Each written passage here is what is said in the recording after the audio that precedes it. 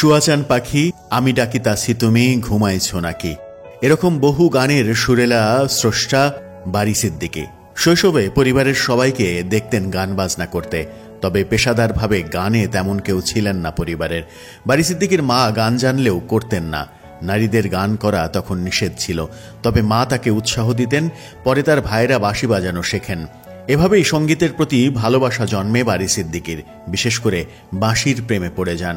দীর্ঘদিন ধরেই তিনি বাঁশি শেখার পেছনে সময় কাটাতে থাকেন, কিন্তু বাঁশি তাকে পরিচিতি এনে দিতে পারেনি, বরং নানা কথাও শুনেছেন।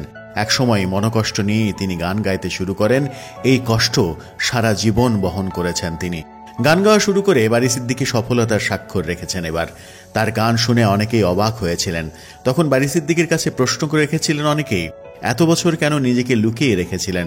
প্রিয় বাঁশি না বাজিয়ে গান গেয়ে পরিচিতি পাওয়ার পরে তিনি দুঃখে হাসতেন আর পরিজনদের বলতেন, বাঁশি বাজিয়ে তাহলে বড় শিল্পী হওয়া যায় না। অথচ দেশের বাইরে বাঁশির জন্যই বেশি পরিচিত বারী সিদ্দিকী।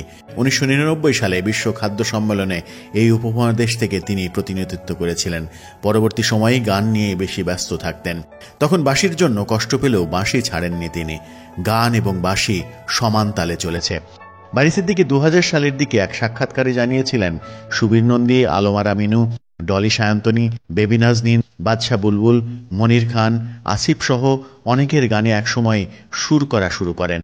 তখন বাঁশি বা গান নয়, তার ডাক পড়তে থাকে সুরকার হিসেবে। এ ঘটনাও তাকে কষ্ট দিয়েছিল, কারণ নিজের কাছে বড় পরিচয় ছিল বংশীবাদক। সেখানে মূল্যায়ন না পেয়ে গান শুরু করলেন। পরে আবার গানের সুরকার হিসেবেও ব্যস্ততা বেড়েছে। 1993 সালের দিকে হুমায়ূন আহমেদের সঙ্গে বারী সিদ্দিকীর পরিচয়। সেই থেকে তারা একসঙ্গে অনেক জনপ্রিয় গান করেছেন। তবে বংশীবাদক হিসেবে তার কষ্ট সবসময়ই ছিল। দেশের জনপ্রিয় এই গায়কের জন্ম 1954 সালের 15 নভেম্বর।